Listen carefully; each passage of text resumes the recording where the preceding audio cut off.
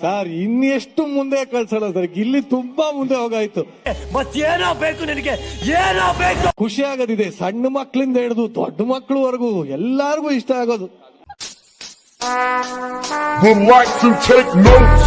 ಎಷ್ಟು ವರ್ಷಗಳ ಪರಿಶ್ರಮ ಇವತ್ತು ಇಷ್ಟು ದೊಡ್ಡ ಮಟ್ಟದ ಸಕ್ಸಸ್ ಕೊಟ್ಟಿದೆ, ಎಷ್ಟು ಖುಷಿ ಆಗ್ತಾ ಇದೆ. ಮಾತಲ್ಲಿ ಹೇಳೋಕೆ ಆಗೋಲ್ಲಣ್ಣ.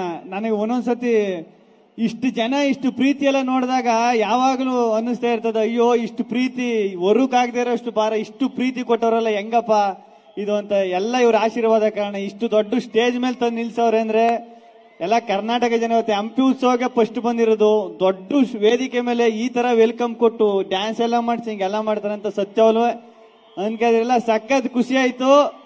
ಜಾಸ್ತಿ ಯೂಸ್ ಮಾಡಿ ನಿಜವಾಲು ಇಷ್ಟು ಪ್ರೀತಿ ಕೊಟ್ಟಿದ್ದಾರೆ ಅಂತ ಈ ಪ್ರೀತಿ ಇನ್ನೊಬ್ರ ಹೆಸರು ನೆನಪಾಗತ್ತೆ, ಯಾರು ಕಾವು.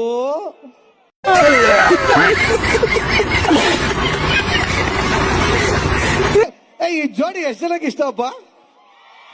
ನನ್ ಮಕ್ಳು ಮತ್ತೆ ಶುರು ಮಾಡಿದ್ರಯ್ಯ. ಅವ್ರೇನಾದ್ರು ಮಾಡ್ಬೇಕು ತಾನೆ, ನೀವೇನ್ ಮಾಡ್ತೀರಾ? ಬಟ್ ಆದ್ರೂ ಸುಮ್ನಿರಣ್ಣ, ಈಗಲೇ ಎಲ್ಲ ಮದುವೆ ಮಾಡಿಸ್ಬಿಡ್ತೀವಿ ಅದ್ ಮಾಡಿಸ್ಬಿಡ್ತೀವಿ ಅಂತ ಒಳಗಿದಾಗ ನಾವು ಬಿಗ್ ಬಾಸ್ ಮನ ಒಳಗಿದಾಗ ಎಲ್ಲ ಹೇಳ್ಬಿಟ್ಟು ಹಬ್ಬಿಸ್ಬಿಟ್ಟವ್ರೆ. ಬಟ್ ಆಕ್ಚುಲಿ ನನ್ನ ಮಗ ಸುತ್ತಿ ಬಳಸಿ ಎಲ್ಲಿಗೆ ಬರ್ತಾವನೆ ಅಂತ ನಂಗೆ ಗೊತ್ತು. ಹೆಣ್ಣು ಕಡೆ ಯಾರ್ಯಾರಪ್ಪ? कौन है ये लोग, कहां से आते हैं? ಗಂಡು ಕಡೆ ಯಾರ್ಯಾರಪ್ಪ? ಇದೆ, ಇಲ್ಲೊಂದು ಸಮಸ್ಯೆ ಖಂಡಿತ ಇದೆ. ಹಂಗಾರ ನನಗ್ ಮಾತ್ರ ಮುಯಿ ಸಖತ್ತಾಗಿ ಬೀಳ್ತದೆ ಮಗನ, ಸಖತ್ತಾಗವ್ರೆ. ಏನಿದು ವಿಷಯ? ಏನಿಲ್ಲ ಅಣ್ಣ, ಅದು ಪ್ರೀತಿ ಅಷ್ಟೇ ಅಣ್ಣ. ಹಂಗ್ ನೋಡ್ಬೇಕು ಅಂತ ಆಸೆ ಪಡ್ತಾರೆ ಅಷ್ಟೇ. ಒಳ್ಳೆ ಸ್ನೇಹಿತರಾಗಿದ್ದೀವಿ. ಅವ್ರು ಪ್ರೀತಿ ಕೊಡ್ತಾವ್ರೆ, ಕೊಡ್ಲಿ ಅಣ್ಣ ಅಷ್ಟೇ. ಖುಷಿ ಅಲ್ವಾ? ಮಿಸ್ ಕಾವ್ಯ ಹೇಳಿ, ಏನ್ ಹೇಳ್ತೀಮ್ಮ ಇದಕ್ಕೆ?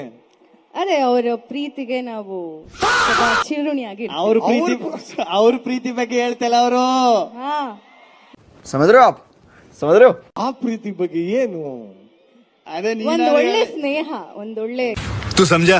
हाँ, ಗೆಳೆತನ ಅಷ್ಟೇ. ಒಂದು ಒಳ್ಳೆ ಗೆಳೆತನದ ಪ್ರೀತಿ ಅಣ್ಣ ಅಷ್ಟೇ. ಗೆಳೆತನದ ಪ್ರೀತಿ. ಗೆಳೆತನದ ಪ್ರೀತಿ. ಇಷ್ಟು ಹೇಳಕ್ ಇಷ್ಟಪಡ್ತೀನಿ. ಓಕೆ ಫ್ರೆಂಡ್, ಬಾಯ್.